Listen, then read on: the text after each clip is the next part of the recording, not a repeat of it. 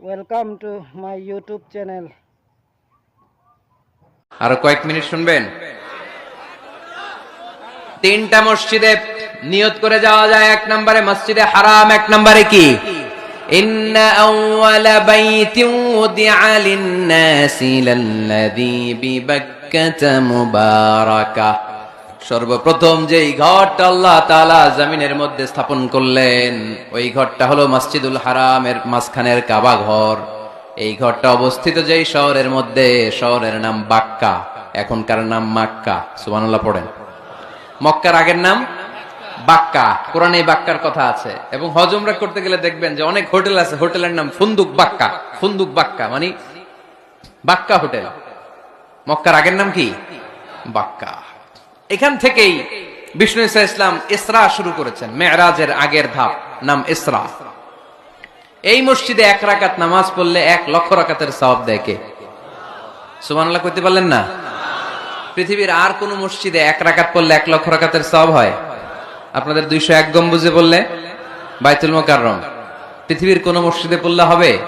শুধুমাত্র কেবলমাত্র মসজিদুল হারামে 1 রাকাত সালাত পড়লে 1 লক্ষ রাকাতের সওয়াব আমলনামায় দিবে কে? এজন্য আল্লাহ বললেন ওখানে যাও, হাইসুমা তুয়াল্লু ফাওয়াল্লু উজুহাকুম শাতরা। যেখানে যাইবা, দুনিয়ার যেখানেই থাকো না কেন, কাবা ঘরের দিকে হয়ে নামাজ পড়াকে আবশ্যক করেছে কে?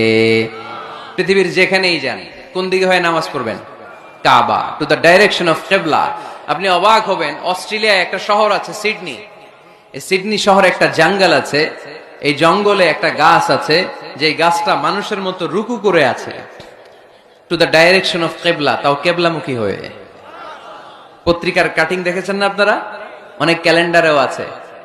গাছ, ইউটিউবে দেখেছেন, গাছ রুকু করে আছে টু দ্য ডাইরেকশন অফ কিবলা, কিবলামুখী হয়ে মানুষের মতো। সুবহানাল্লাহ পড়েন। তাহলে এই মসজিদ এমন মসজিদ, এই মসজিদে 1 রাকাত সালাত পড়লে 1 লক্ষ রাকাতের সওয়াব হয়ে যায়। এই মসজিদ এমন মসজিদ, যেই মসজিদের মাঝখানে একটা ঘর আছে, ঘরটার নাম বাইতুল্লাহ। প্রতিনিয়ত এই ঘরের উপর 120টা রহমত নাজিল করে কে?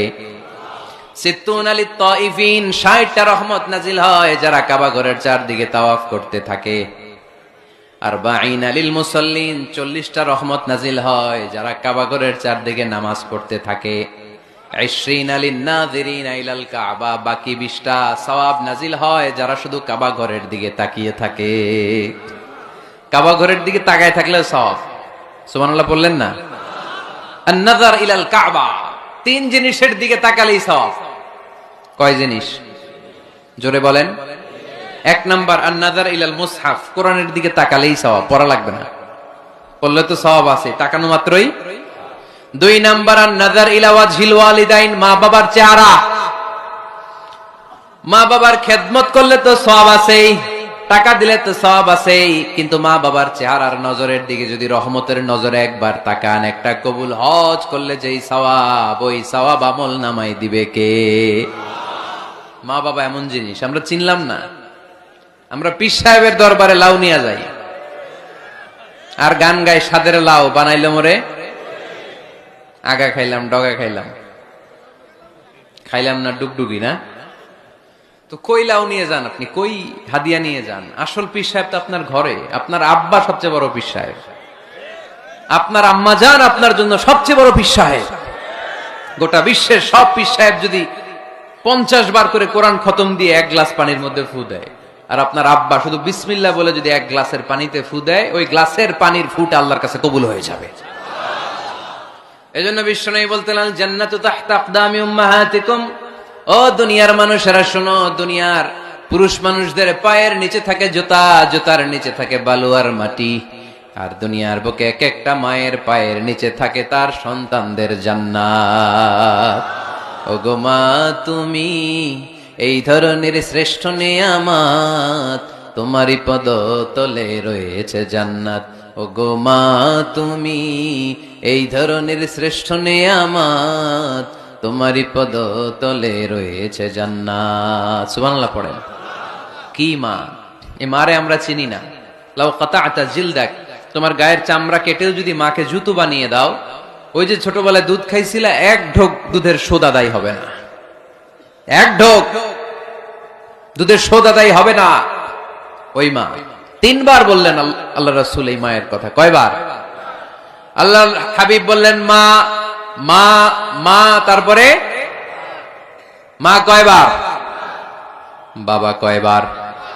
তার মানে ইসলাম মাকে দিয়েছে স্বর্ণ পদক, ইসলাম মাকে দিয়েছে রৌপ্য পদক, ইসলাম মাকে দিয়েছে ব্রোঞ্জ পদক, বাবাকে দিয়েছে সান্ত্বনা পুরস্কার। ঠিক কিনা? তিনবার যদি মা হয়, একবার যদি বাবা হয়, তাহলে স্বর্ণ পদক কে? রৌপ্য পদক, ব্রোঞ্জ পদক, সান্ত্বনা পুরস্কার। সুবহানাল্লাহ কইতে বললেন না? ওই মায়ের চেহারার দিকে যদি রহমতের নজরে একবার তাকান, কবুল হজের সওয়াব আছে না নাই? তাহলে 1 নাম্বার কোরআনের দিকে নজর করলে সওয়াব, 2 নাম্বার মা বাবার চেহারার দিকে নজর করলে সওয়াব, 3 নাম্বার আল্লাহর কাবা ঘরের গিলাফের দিকে যখন নজর করে তাকাবেন 20টা রহমত নাজিল করবে কে? তাহলে শ্রেষ্ঠ মসজিদ মসজিদে হারাম, শ্রেষ্ঠ মসজিদ। 2 নাম্বার হচ্ছে মসজিদ নববী, নবীর মসজিদ, ওখানে 1 রাকাত পড়লে 1000 রাকাতের সওয়াব। আমার নবী শুয়ে আছে তার পাশে, পাশেই জান্নাতুল বাকিয়া, মাকবারাতুল বাকিয়া, এরপর আছে রওদা। বিশ্বনবীর কবর থেকে মিম্বার পর্যন্ত জান্নাত, রওদাতুম মিন রিয়াদিল জান্নাহ। এটা দুনিয়ার বুকে একটা জান্নাতের টুকরা, কোন সুবহানাল্লাহ। ওখানে নামাজ পড়ার জন্য খুব ধাক্কাধাক্কি হয়। পুরো মসজিদে নববীর কার্পেটের এক কালার, ওইটার কার্পেটের আরেক কালার। যারা হজ উমরা করেছেন দেখে এসেছেন, জায়গা পাওয়া যায় না, খুব ধাক্কাধাক্কি হয় ওই জায়গাটাতে সালাত পড়ার জন্য। এটা হচ্ছে দ্বিতীয় মসজিদ শ্রেষ্ঠত্বের দিক থেকে। তৃতীয় মসজিদ হচ্ছে মসজিদে আকসা, ফিলিস্তিনে। আহা, এই দুইটাতে যাওয়ার সুযোগ হইলো, ওইটাতে যাওয়ার সুযোগ নাই। ইসরায়েলি হায়নাদের দখলে। চিল্লা এখন ঠিক কিনা? আমরা আল্লাহর কাছে চাই আমরা মসজিদুল হারামে, মসজিদ নববীতে যেমনে সালাত পড়তে পারি, বাইতুল মাকদাসে যেও যেন সালাত পড়তে পারে। আল্লাহ তুমি তৌফিক দাও। বাইতুল মাকদাসে 1 রাকাত পড়লে 250 রাকাতের সওয়াব, আরেক বর্ণনা এসেছে 500 রাকাতের সওয়াব। এই তিনটার পরে দুনিয়ার যত বড় মসজিদ হোক না কেন সবগুলোর সওয়াব সমান। সুবহানাল্লাহ পড়েন। তাহলে আমরা মসজিদ আবাদ করতে চাই। কি করতে চাই? এই মসজিদ হচ্ছে আমাদের মুসলমানদের সামাজিক ঐক্যের কেন্দ্রবিন্দু। সামাজিক ঐক্যের কেন্দ্রবিন্দু আমাদের মসজিদ। বুঝতে হবে, এটা খ্রিস্টানদের চার্চের মতো, এটা ইহুদিদের সিনাগগের মতো, এটা শিখদের গুরুদুয়ারার মতো গতানুগতিক কোন ইবাদত গাহ বা উপাসনা কেন্দ্র নয়। এটা আমাদের ঐক্যের ভিত্তি। চিল্লায় বলেন ঠিক কি না? বিশ্বনবী মসজিদে নববী থেকে সব করেছেন। বিশ্বনবীর মসজিদে নববীটাই ছিল ক্যান্টনমেন্ট, সেনাবাহিনীর ক্যান্টনমেন্ট ছিল এটা।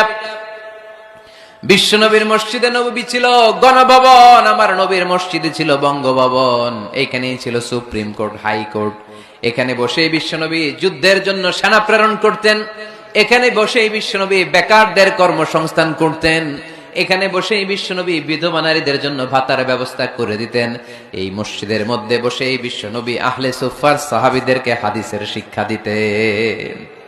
সুবহানাল্লাহ পড়েন। এজন্য মসজিদের নানামুখী ব্যবহার আছে। আমরা শুধু এটা ইবাদতের জন্য রাখছি, কিন্তু বিষ্ণু ঈসা ইসলাম এটাকে নানা কাজে লাগিয়েছেন।